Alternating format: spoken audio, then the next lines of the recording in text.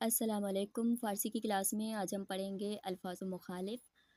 تو کلاس کو شروع کرتے ہیں۔ بسم اللہ الرحمن الرحیم۔ سب سے پہلا لفظ ہے، دیکھیں، بے ایمان۔ بے ایمان یعنی جو ایمان نہیں رکھتا، اس کا مخالف ہے با ایمان یعنی ایماندار، جو ایمان رکھتا ہے۔ شدید، شدید یعنی زیادہ، اور اس کا مخالف ہے آرام یعنی کم۔ خدا پرست یعنی خدا پرست، اس کا مخالف بت پرست یعنی بت پرست۔ نا امید یعنی نا امید، اس کا مخالف امیدوار، جو امید رکھتا ہو۔ مخالفت یعنی مخالفت کرنے والا، اس کا مخالف ہے موافقت یعنی مخالفت جو نہیں کرتا ہے، جو ساتھ دیتا ہے وہ۔ یاران یعنی دوست، اس کا مخالف ہے دشمنان یعنی دشمن۔ ہدایت، ہدایت، ہدایت کا مخالف گمراہی یعنی گمراہی۔ اس کے بعد ہم پڑھیں گے الفاظ و معنی۔ سب سے پہلا لفظ ہے امید بے خدا یعنی خدا پہ امید۔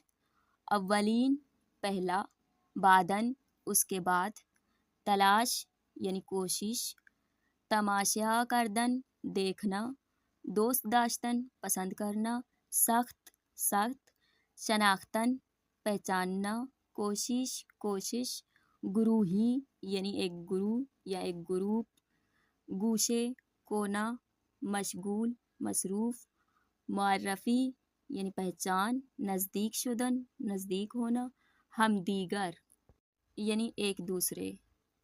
اب ہم پڑھیں گے درس، اور ہمارے درس کا نام ہے روزی کے بے ایران آمدم، وہ دن کہ جب میں ایران آیا۔ بسم اللہ الرحمن الرحیم۔ دیکھیں، اولین روزی کے وارد ایران شدم، وہ پہلا دن کہ جب میں ایران میں داخل ہوا۔ درس میں تقریباً وہی الفاظ ہیں جو ہم ابھی پڑھ کے آئے ہیں۔ بے مہمان سرا، یہ جامعۃ المصطفیٰ رفتم، جامعۃ المصطفیٰ کے مہمان سرا میں گئے۔ اونجا ہیچ کے سرا نیمی شناختم، وہاں میں کسی کو بھی نہیں پہچانتا تھا۔ ہر کے سرگرم کاری بود، ہر کوئی اپنے اپنے کام میں مشغول تھا۔ گروہی داشتند، ٹیلی ویژن تماشا می کردند، کچھ لوگ یعنی ایک گروپ کے لوگ ٹیلی ویژن دیکھ رہے تھے۔ بازی داشتند، باہم گفتگو می کردند، کچھ آپس میں بات کر رہے تھے۔ و برکھی داشتند، با ٹیلیفون ہمراہ صحبت می کردند، اور کچھ اپنے موبائل کے ساتھ موبائل سے بات کر رہے تھے۔ یک نفر کے بعدن فہمیدم اسم او علی حسین است، ایک نفر ایسا تھا، ایک شخص ایسا تھا کہ جو بعد میں مجھے پتا چلا کہ اس کا نام علی حسین ہے۔ در گوشه‌ای از سالن انتظار مشغول فکر کردن بود، وہ سالن انتظار یعنی ویٹنگ ہال کے کونے میں بیٹھا ہوا تھا اور فکر کرنے میں مشغول تھا۔ بے او نزدیک شدم و سلام کردم، اس کے نزدیک گیا اور میں نے اسے سلام کیا۔ بلبخندی پاسخم را داد، اس نے مسکراتے ہوئے مجھے جواب دیا۔ خودم را بے او معرفی کردم، میں نے اس سے اپنا تعارف کروایا۔ و گفتم، اور میں نے کہا، اسمم حسن است، میرا نام حسن ہے۔ من اہل لبنان ہستم، میں لبنان کا رہنے والا ہوں۔ سپس از او پرسیدم، اس کے بعد میں نے اس سے پوچھا، داشتی بچی فکر می کردی، ابھی کیا سوچ رہے تھے؟ گفت، اس نے کہا، داشتم بے آئندے فکر می کردم، میں مستقبل کے بارے میں سوچ رہا تھا۔ آیا می توانی فارسی را خوب یاد بگیرم، آیا می توانم فارسی را خوب یاد بگیرم، کیا ہو سکتا ہے کہ میں فارسی کو اچھے سے پڑھ سکوں گا؟ آیا یاد گرفتن زبان فارسی برایم سخت نیست، کیا زبان فارسی سیکھنا میرے لیے مشکل نہیں ہوگا؟ بے او گفتم، میں نے اس سے کہا، نا امید نہ باش، نا امید نہ ہو، با امید بے خدا، خدا پر امید رکھو، و تلاش و کوشش، اور اپنی کوشش اور سعی کو جاری رکھو، حتماً موفق می شویم، حتماً ہم کامیاب ہو جائیں گے۔ و در زمانی کوتاہ زبان فارسی را خوب یاد می گیریم، اور کم وقت میں زبان فارسی کو بہت اچھے سے سیکھ لیں گے۔ از آن روز به بعد، اس دن کے بعد، ما باہم دوست شدیم، ہم دونوں ایک ساتھ ہم دوست ہو گئے۔ و تا حالا در یک کلاس درس می خوانیم، اور ابھی تک ہم ایک کلاس میں پڑھتے ہیں۔ و ہمیشہ در درس ہا، اور ہمیشہ سبق میں، بے ہم دیگر کمک می کنیم، ایک دوسرے کی مدد کرتے ہیں۔ اب ہم پڑھیں گے جملے انہی الفاظوں پر مبنی جو الفاظ ہم نے ابھی درس سے پہلے پڑھے تھے۔ سب سے پہلا لفظ ہے اولین یعنی پہلا۔ اولین کتابی که در ایران خواندیم کتاب آموزش فارسی اول بود۔ سب سے پہلی کتاب جو ہم نے ایران میں پڑھی تھی وہ فارسی کی کتاب اول تھی۔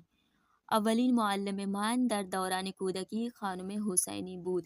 میری پہلی استاد بچگی کے زمانے میں مسز حسینی تھی۔ اولین بار کہ به مسجد جمکران در شہر قم رفتم، پہلی دفعہ کہ جب میں مسجد جمکران میں گیا تھا شہر قم میں، برایم بسیار لذت بخش بود، میرے لیے بہت ہی لطف اندوز تھا۔ شناختن یعنی پہچاننا۔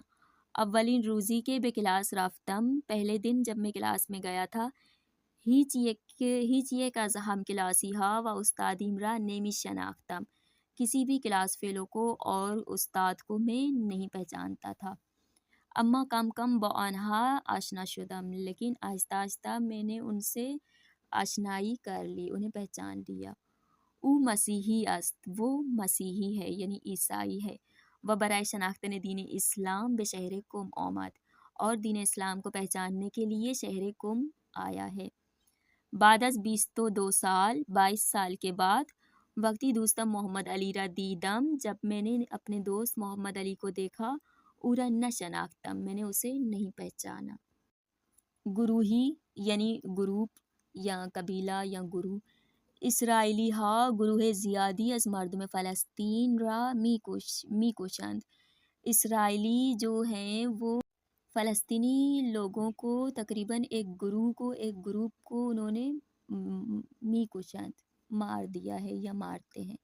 گروہی از طلبه های جامعة المصطفی برای زیارت به مشهد رفتند، جامعة المصطفی کے شاگردوں کا ایک گروپ مشہد زیارت کے لیے چلا گیا۔ گروہی از مردم به سبب بیماری نمیتوانند شیرینی بخورند، تقریباً بہت ہی زیادہ لوگ ایسے ہیں، گروہ یعنی زیادہ یا گروپ میں زیادہ لوگ تقریباً ایسے ہیں کہ جو اپنی بیماری کی وجہ سے مٹھائی نہیں کھا پاتے۔ گروہی از طلبه های جامعة المصطفی اهل قاره آفریقا هستند، تقریباً زیادہ تر اہل مصطفیٰ کے جامعة المصطفی کے طلباء شاگرد ایسے ہیں کہ جو افریقہ کے ہیں۔ تماشا کردن، نگاه کردن یا دیدن یعنی دیکھنا۔ من همیشه فیلم های اسلامی را از تلویزیون تماشا می کنم، میں ہمیشہ اسلامی موویز کو ٹیلی ویژن سے دیکھتا ہوں۔ تماشا کردن کوه و دریا بسیار لذت بخش است، پہاڑوں اور دریاؤں کو دیکھنے سے بہت ہی انسان لطف اندوز ہوتا ہے۔ قبل از آمدن شما داشتم عکس های دوران نوجوانیم را تماشا می کردم، آپ کے آنے سے پہلے میں اپنی نوجوانی کی تصویروں کو دیکھ رہا تھا۔ بعدن یعنی اس کے بعد۔ برادرم گفت، میرے بھائی نے کہا، آماده شو با هم به خانه پدر بزرگ برویم، تیار ہو جاؤ، ایک ساتھ نانا یا دادا کے گھر جائیں گے۔ به او گفتم، میں نے اس سے کہا، شما برو من بعداً می آیم، آپ جائیں میں بعد میں آ جاؤں گا۔ استاد جواب پرسش ها را می گفت که زنگ خورد، استاد سوالوں کے جواب دے رہے تھے کہ انہیں کال یعنی کہ اچانک سے گھنٹی بج گئی، بیل بج گئی۔ ایشان گفت بعداً جواب ها را می گویم، انہوں نے کہا میں بعد میں جوابوں کو بتا دوں گا۔ گوشه یعنی کونا۔ در گوشه کلاس ما یک سطل زباله وجود دارد، ہمارے کلاس کے کونے میں ایک ڈسٹ بین موجود ہے۔ احمد برای استراحت در وسط اتاق دراز نکشید، او به گوشه‌ای از اتاق رفت و خوابید۔